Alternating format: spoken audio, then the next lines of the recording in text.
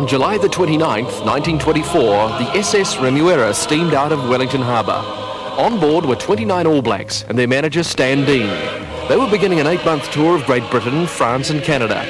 Today, many of them would be called superstars, men like Jock Richardson, Maurice Brownlee, Mark Nichols, Bert Cook. And one man emerged even above these, a 19-year-old totally inexperienced in his selected position, fullback George Nepia.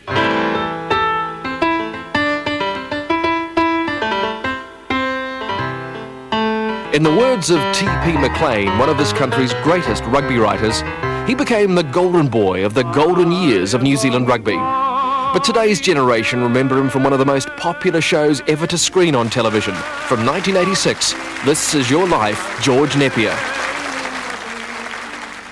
George was born on the 25th of April 1905 in Wairoa, midway between Nepia and Gisborne. His parents divorced after having 2 children, George and his sister. He lived with his widowed grandmother until one day, at the age of 8, he realised how difficult it was for the old lady to put even 2 square meals on the table every day for the 4 children in her care. So he set off to hitch a ride to Nuhaka, where his father was, 30 kilometres away. George's father was a dairy farmer, and it was in Dad's horse paddock that George learnt the rudiments of rugby. They couldn't afford a ball in those days, so the first cap that could be grabbed from the nearest head was close enough. You pass it by the other fellow grabbing hold of the hat. Well, when you go away, you're supposed to let it go, and then you hang on, both hang on. At the finish, the hat tears apart. And gosh, look out when you get home. Mine is the hat, you get a smack on your backside.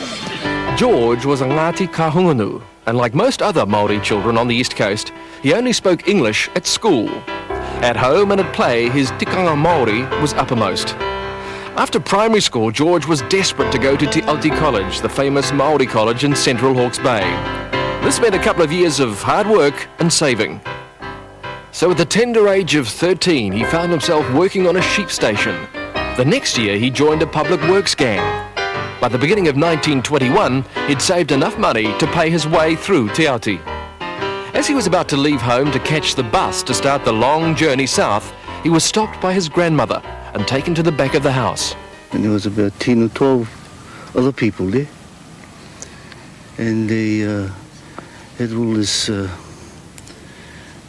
blessings and karakia over him. And they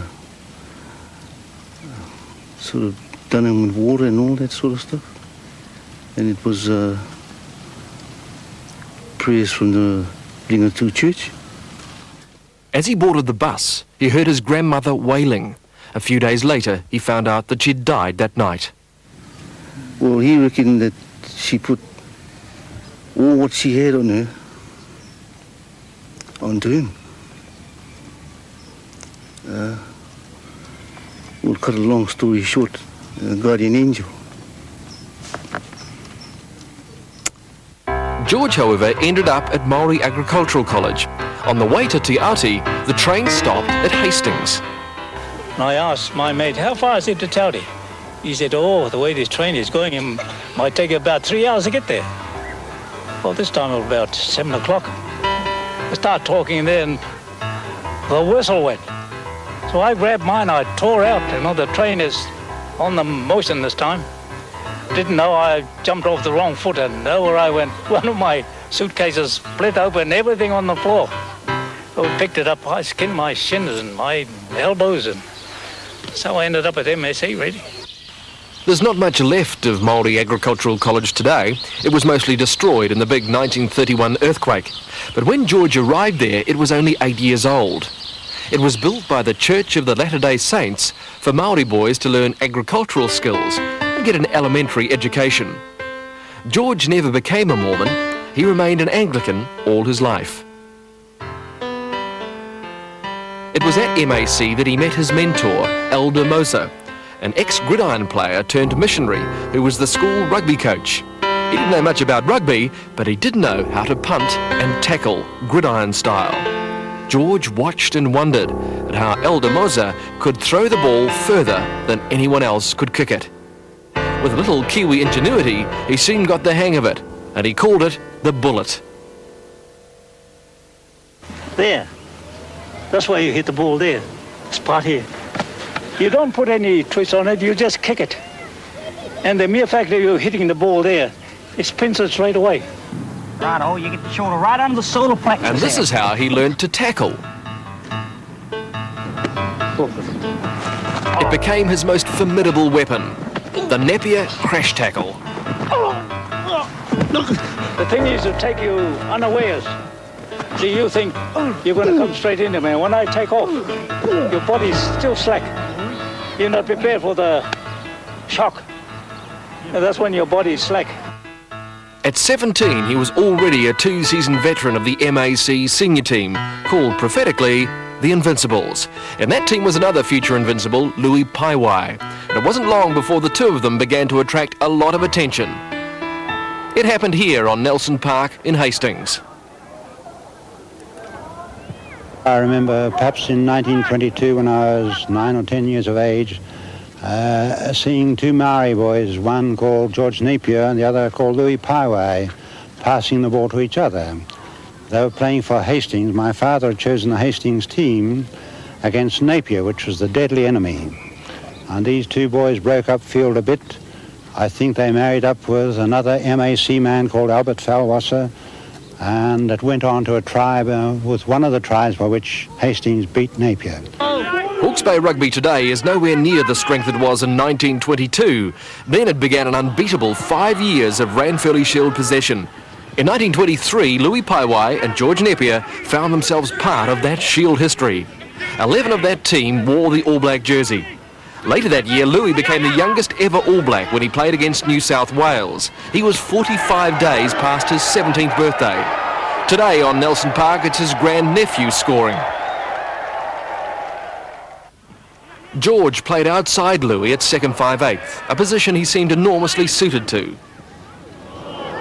George had been given this sort of passion for the game, partly by the tough games they played as kids in Nuhaka and up by Wairoa, where the tribes took on tribes and the last man alive was the only man left on the field.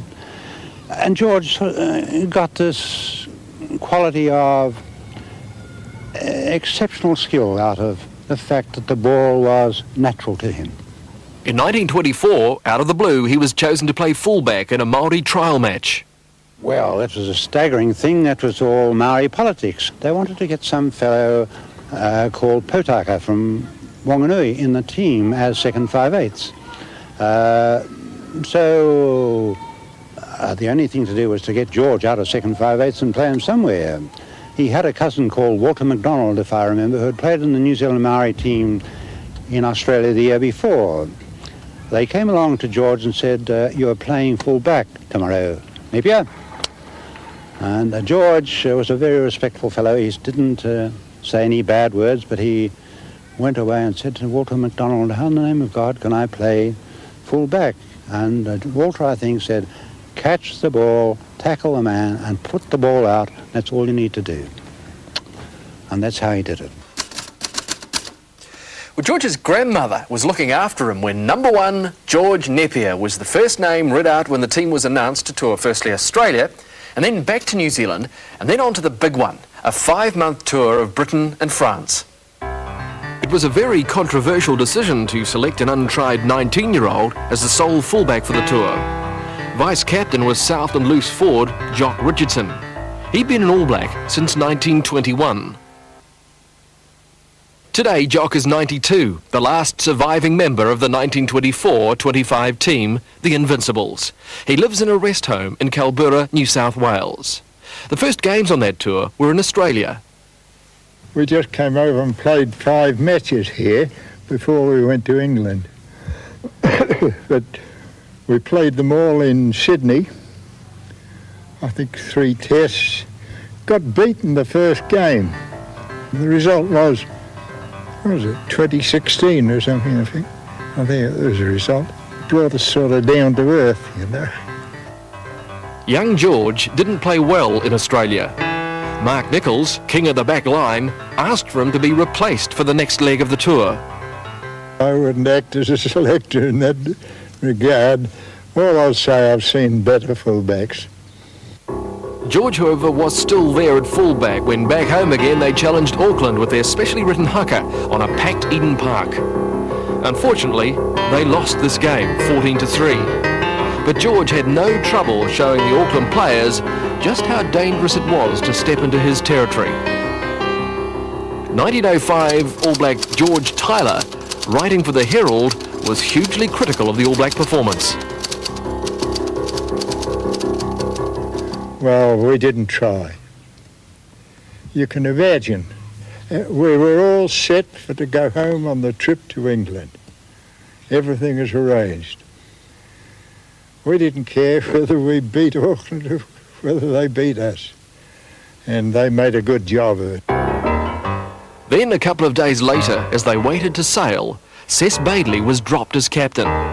Jock Richardson remained the vice-captain, and Cliff Porter took over the reins. As the Remuera steamed out of the harbour on the 5-week voyage to Britain, Invincible was a name that was far from the fingers of those describing the 24 All Blacks.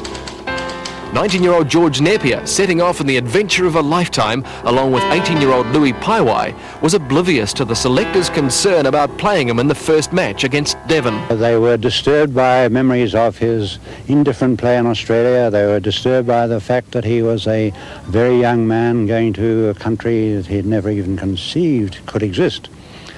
So Mark Nichols was to be the stand-in. He could play anywhere, according to himself. He was a very vain man, old Mark. George was there again, though, in that haka, challenging Devon on the Devonport ground on September 13th, 1924. The last New Zealand team to tour Britain had been the Originals 19 years before. Now, they were the first team to be called the All Blacks, and they'd walloped Devon by 55-4. So the selectors figured that Devon was probably still a relatively weak side, and it wasn't much of a risk to play young George at fullback.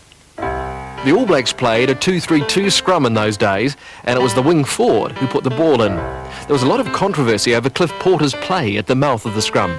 If he stayed there after the ball was put in, he was called offside, a rule not struck before in Australia or back home, but one that had plagued the 1905 All Blacks as well.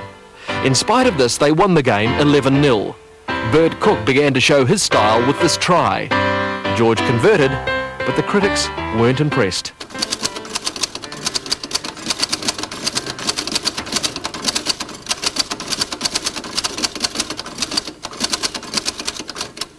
Oh, well, the critics and critics, you know. Same as they are over here. They get one-eyed, you know. But we didn't play very well against Devon. Of course, it's a case of moulding in. The further we went, the better we got. Paper, read all about it. All Blacks faced Newport, 6-game tour. Read all about it.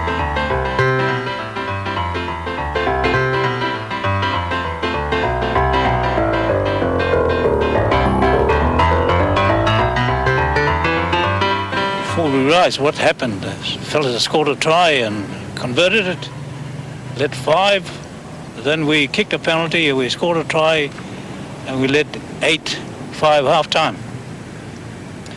True hard game, mind you. But then the second half, a ball went in goal.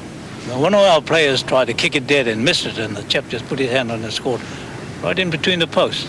So we made it 10-8. By this time, I think the players, the worst players themselves, they tried to put in some tactics that not in the rule book at all, trying to get our chaps to go the way of playing.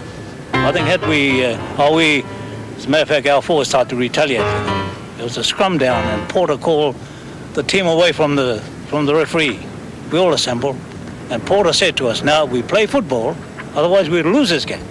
There was just 2 minutes to go when a converted try gave the All Blacks a 13-10 win. I don't know whether we should have beaten them at all. Everything we did was wrong somehow, and some days you go out and you're feeling as fit as one thing. Well, I'll have a good game today, I think. And the more you chase the ball, the further away it seems to go from you. You have the ball, and instead of passing to me, you pass to him. And see, it's going away from you all the time, and it's a funny old game. And there you say, well, how'd you go today, John? So I wish to put the bloody ball on a string. You couldn't get a smell of it. Well, they sure got a smell of it in the next 7 games, winning them handsomely, and George had played in them all. The stress on this 19-year-old East Coast Māori boy must have been enormous. He was always very nervous the night before a game, hardly sleeping, and during the waiting to take the field, he was nearly physically sick. Stars were now emerging. Midfield back Bert Cook, who it was said was only 8 stone 7, was beginning a legendary career of scoring and making tries.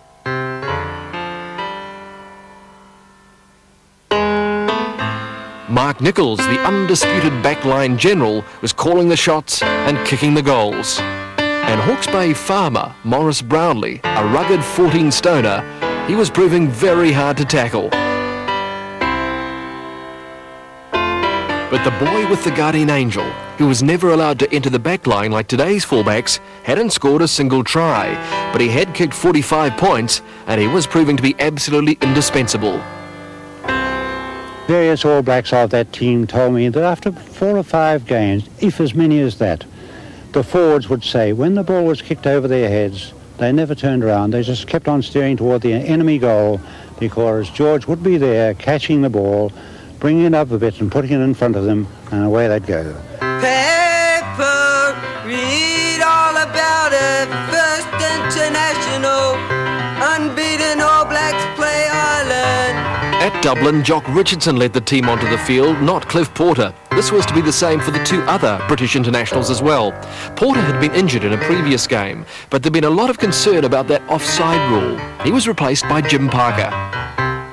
Well, Parker was playing very, very well indeed. He was a very fast man, and he was doing everything right. And we had to say, well, look, I think he's playing better than you, so he has my vote. And Dean had to go along with me because I was their playing captain, you see. So Porter was, I don't know whether this is off the record or not, but Porter was very disappointed. He says, well, what the hell's the use of me being captain for? Cliff told me that he had said at the end of the tour that so long as the chairman of the New Zealand Rugby Union and the manager of the team, Stan Dean, had anything to do with New Zealand rugby, he, Porter, would have nothing to do with it. He considered that he was cheated out of 2 of the internationals by the selection committee of principally Dean and Jock Richardson, the vice captain, and he had harboured very bitter feelings indeed. Now, that was a tremendous loss to New Zealand. Parker played an outstanding game, as did young George, and so did his opposite number. So well, in fact, that George watched him a little more keenly than most. I saw Ernie Crawford do some wonderful things. For instance, now, as he kicked the ball and he didn't go out, he catches it right on about a yard from the sideline. He runs infield about 10 yards in. And then with the angles, he's kicking the ball. I picked this thing up. I said, geez, I said, if a fella can do it. I said, I'm going to do it too.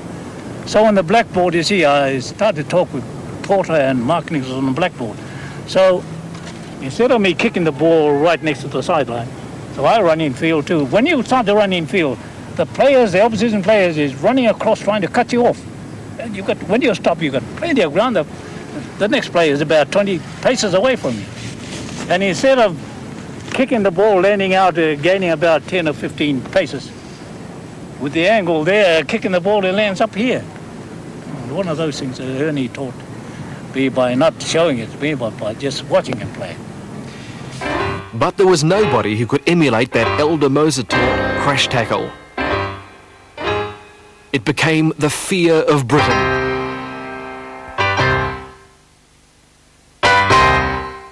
It wasn't the charging Cardiff players that George had to watch out for as he touched down for a dropout 25.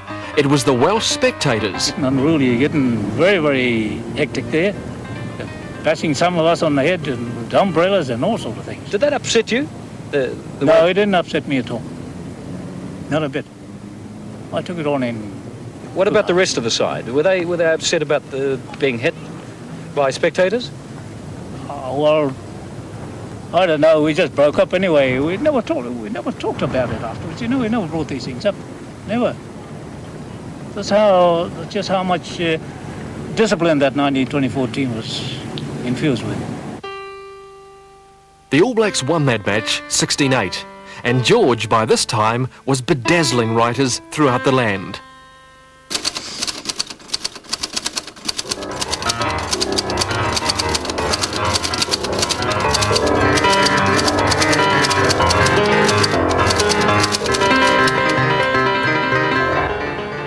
They'd been away from home now for 4 months, and they'd played 20 games. Rugby fever was sweeping the nation.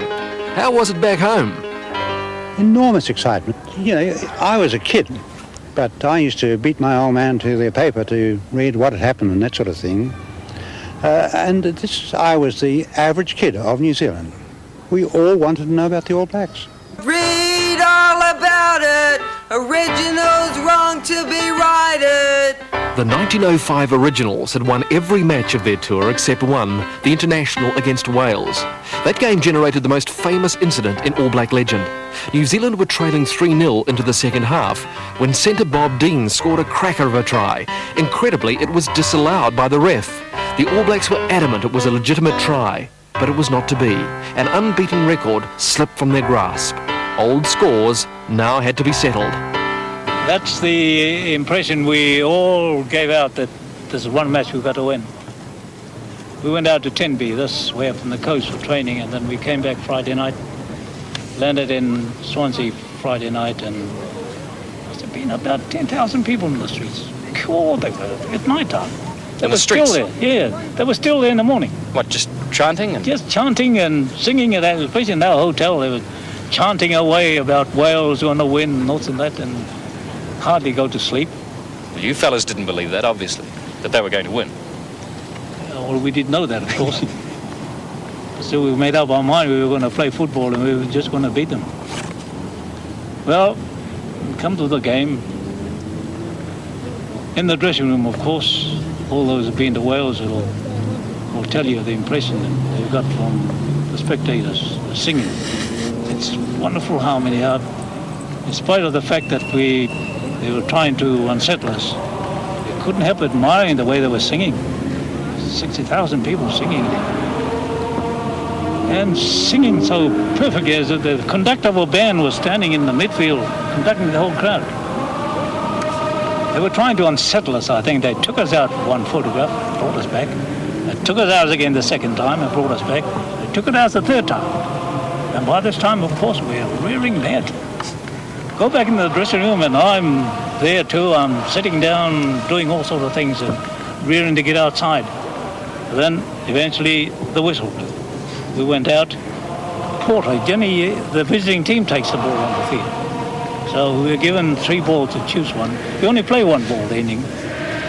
So it's given to me to get the pressure of the ball. Once you put your thumb into it, that's the right pressure. So Jocko Richardson took the ball out with him. And the Welsh captain had one there too.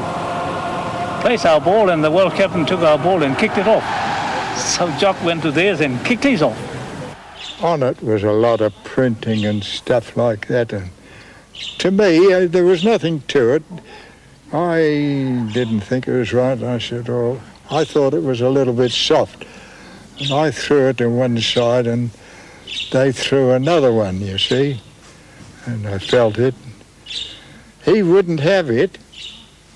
And then the referee says, come on, hurry up and choose a ball. And they threw another ball out and we played with it. But I thought the first ball, for some reason, all this paraphernalia on it, got my goat and I just threw it out. But it just shows you how these Welsh people, players themselves too, wanted to beat us.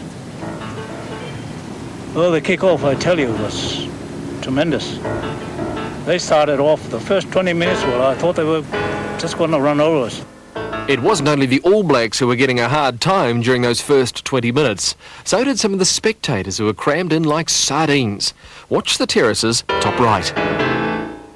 Seemingly there were no serious injuries, as we couldn't find any reports on the incident. Obviously the game was so engrossing that even the cameraman didn't notice the fall. The forwards were coming on to me about 3 at a time. I was tackling them and all sort of things. One got hurt, the captain got hurt, the second crash tackle I went in. He went off, came back again, started this dribbling rush again. They're trying to get me in front of them, but I wouldn't. I started to shuffle backwards. And I got them coming to me on side while I was going in sideways onto the ball. Got in, I crash tackle, got the ball, crash tackle, wetter their captain without the ball, of course. How I got away with it, I wouldn't know. Should have been penalised for it. And I turned a complete somersault and kicked the ball out. And from then on, our team took over.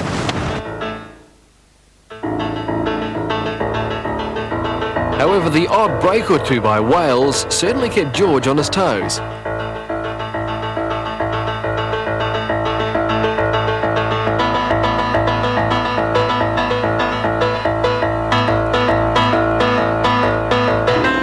I might amaze you when I say that Wales was our easiest international, because we might have been doing things correctly all the time, but things seemed to be going our way and we had no trouble. I think we beat them 19-0 or something. The press by now were well and truly on the All Black side.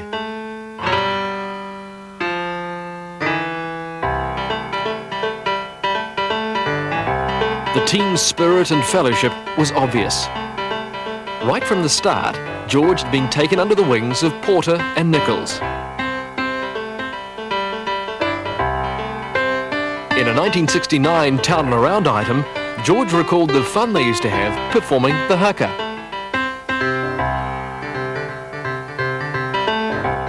Now look at Bill Evan. He pokes his tongue at it, is he?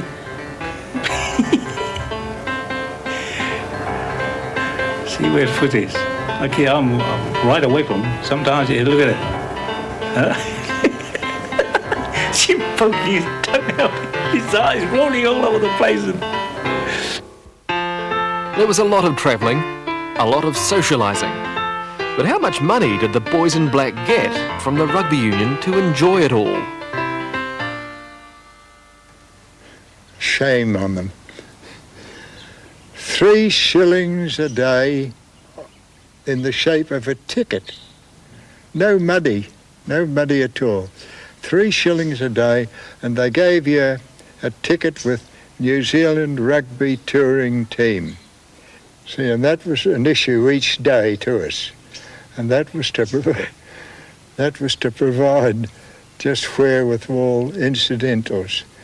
Well, you couldn't do anything. You couldn't go to a shop with them. We used to gamble with it.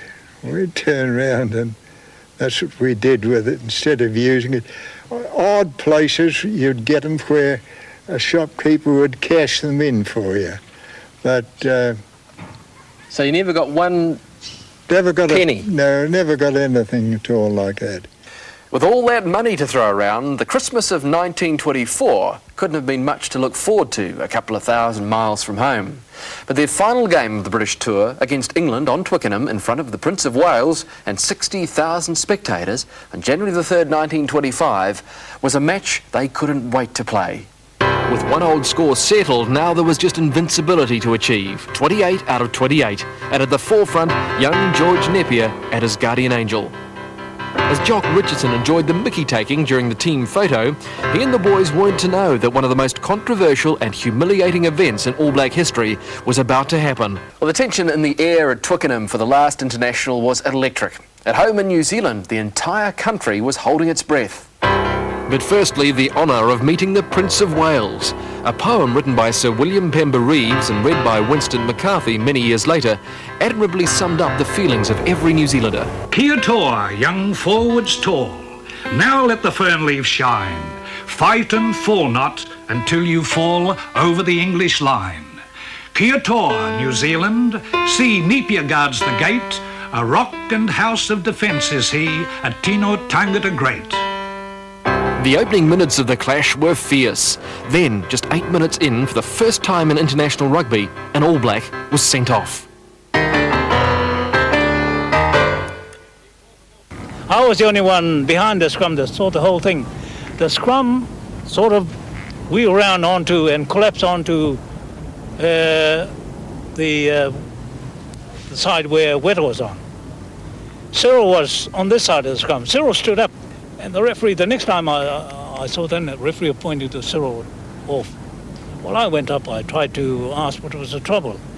And he said that Cyril kicked Weta on the ground. It's impossible. Cyril was standing here and Weta was on the ground over here. So how the devil got a man kicked a chap on the ground and denied it too. When I came out of the ruck, the referee was ordering Brownlee off the field. And I asked him then, what did he do? What's the matter? And he said he'd kicked a man on the ground. I said, did you, Cyril? He said, no. He made a few uncouth remarks or something, talking through his bloody hat or something like that. And he said, I said, well, if you didn't do it, you didn't do it or something. And referee says, Richardson, you tell Brownlee to go off the field. I didn't say a word. And I said, look, Cyril, did you kick a man on the ground? He said, no, I didn't. I said, well, stay where you are. He said, go off the field. I won't let the game start until he goes off the field. I said, righto, Cyril, it'll have to be. Cyril walked off.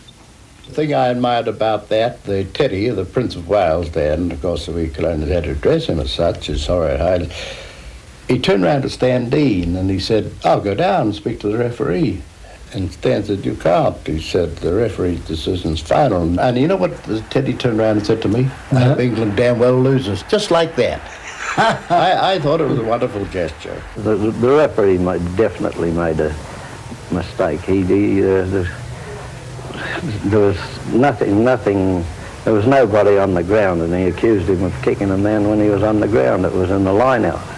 You've got to hand it to the referee. He doesn't blow his whistle and stop a game and that if he didn't see anything at all. And Freely, the referee, was a good referee.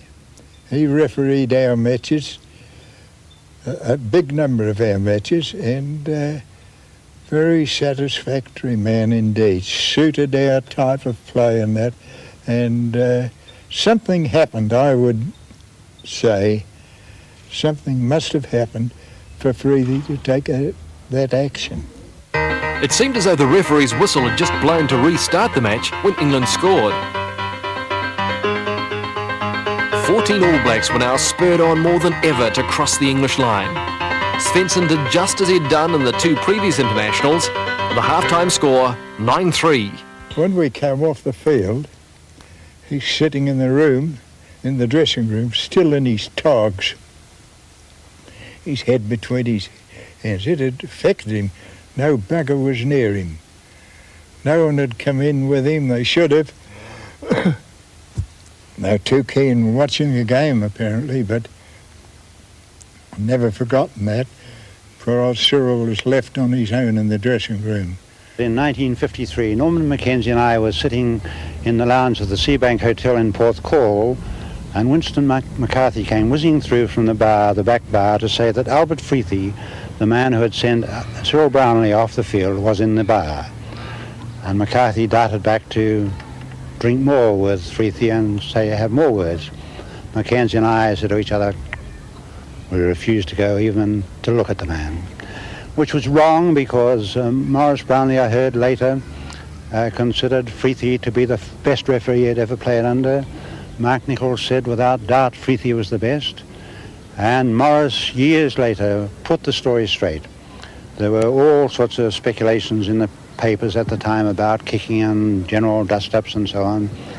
In fact, an English wing forward named Tom Voice, who was a very fine Gloucester man, a fine player, belted Cyril, and Cyril, according to Norman Mackenzie, had a quick temper. So he belted voice back. Unfortunately, as happens so often all through the history of rugby, the referee sees the second punch. Sewell's brother Morris barged his way across for a try that was sweet revenge. The final score, 17-11 to the All Blacks. With 28 out of 28, the 1924 All Blacks became the Invincibles, and 19-year-old George Nepia became a legend. With brilliant evasive moves like this, is it any wonder? He always knew he had someone on his side.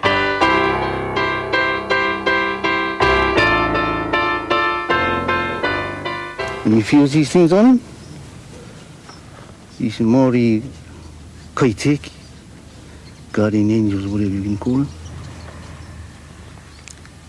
And what he wanted to do in the first instance, he does the opposite, you see? And he gets out of it, every time. So he had the spirits Oh, yeah. guiding him on the field. Yeah, because all his mates would say to him after the game, Hori, how the hell did you get out of that? I don't know. He wouldn't tell him, because he reckon if I had spoken to them about all that sort of stuff, they wouldn't have believed him anyway.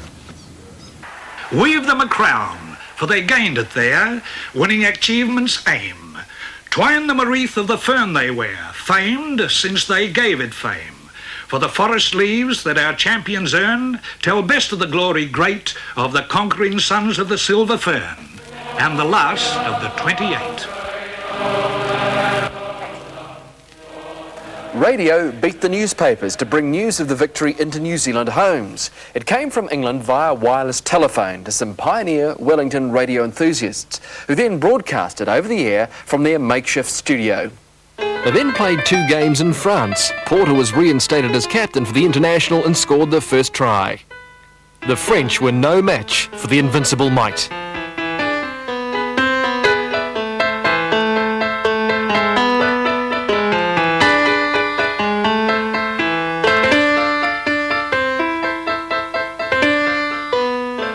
We had no trouble. We beat them, I think, beat them by 30 points in each case, I think. No, they weren't strong. That was the end of the tour.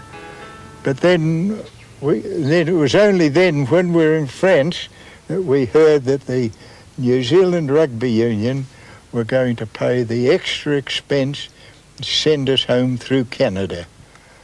See, apparently the idea was to send us straight home, you see. They sent us back through Canada. Well, then they arranged 4 matches or something in Canada, but they were only fun matches, you know, because half the time Canadian fellows were on our side playing for us, and that was it. They weren't competition matches at all. The Invincibles arrived home on March the 17th, 1925, to a hero's welcome. Tens of thousands lined the wharf and streets. The team had been away for 8 months, in fact so long that they were declared ineligible for selection for a team to tour Australia in June. George Nepia, not yet 20, had played in every game. He'd conquered the rugby world. Where could he go from here? It's said that the first place in the world to feel the kiss of the new day's sun is Mount Hikurangi.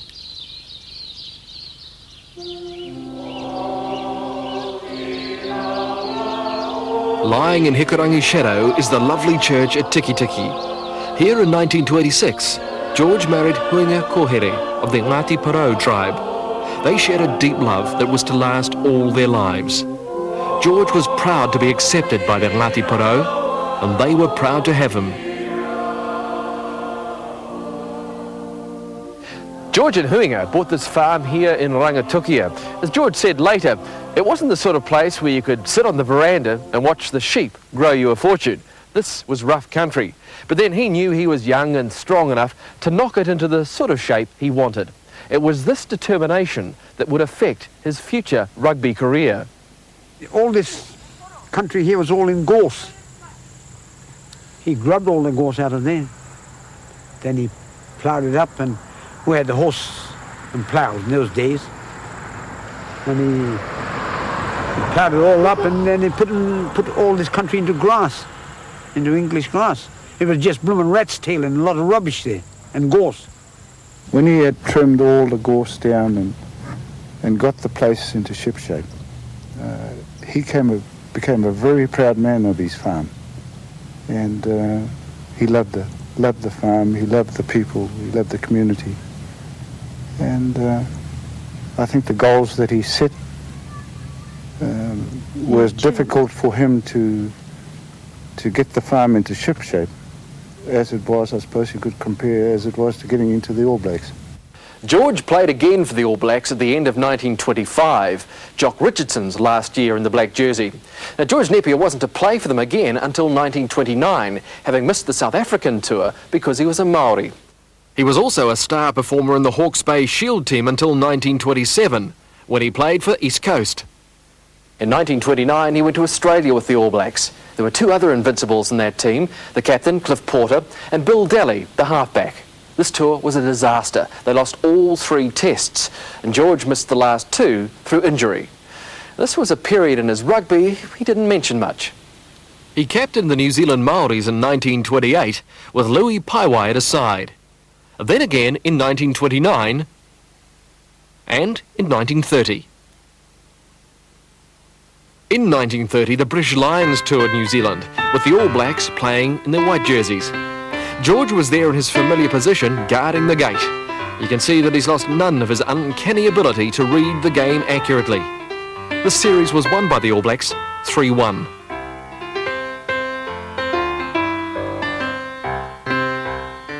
As George left the field from the 4th test, he wasn't to know that this was to be his last game for the All Blacks. The series was the last for other Invincibles too. Cook, Porter, Irvine, Nichols, Lucas, Mills and Stewart. The last time ever that any Invincible donned the All Black jersey. The Great Depression was hitting the beautiful East Coast particularly hard. Even though there were All Black tours to Australia in 1932 and 34, George was not available. He decided that the family and farm must come first. He played for the East Coast and club rugby for Rangitukia and kept himself very fit. After practising at the football grounds there with the team, he'd come home and on his own he would run up to that rise up there, but run through the paddocks. He didn't believe in road running for training, and to get all the different muscles, to give them all, every muscle in his body, to get them to exercise. He'd jump over everything that came in his way. Gorse, any gorse that was low enough, fences, creeks, right up until he got there, and back he'd come the same way. And once back home, he'd grab hold of the rope and skip to thousands. That's how my young George and I learned to count. We used to get lost in the thousands, and all you would hear was the whistle of the rope. In the earlier years, when food was a bit scarce, and unknown to us at the time, we'd ask for more meat at the table, and Dad would always put some of his meat aside on his plate, you know, for that occasion, and unknown to us, you know, it was coming straight from his plate. And now we realise that Dad went without. In 1935, the All Blacks were going to tour the British Isles for the first time since the Invincible tour of 1924. George desperately wanted to be selected, and although he made the trials, he never made the team. He was, however, selected to captain the New Zealand Maoris on a tour of Australia. He was 30, carrying a bit more weight, but still formidable. He was also stony broke. Sir Apirana Ngata was so determined that he should lead the team that he bought the clothes George needed for the series out of his own pocket. It was a great tour, and George was satisfied that it redeemed himself in Australian eyes for the bad form of 1929. 1935, the last year of the Great Depression. It was a pretty meagre living for a family of 5 on a farm, a lot of hard work for little return. Then, out of the blue, came a reply-paid telegram from England, a job offer for George to play rugby league. Now, he joked that he wouldn't mind switching codes, so he replied, £500 or nothing, thinking that wouldn't be accepted. 2 days later, it was. Well, now George and Huinga had a serious decision to make.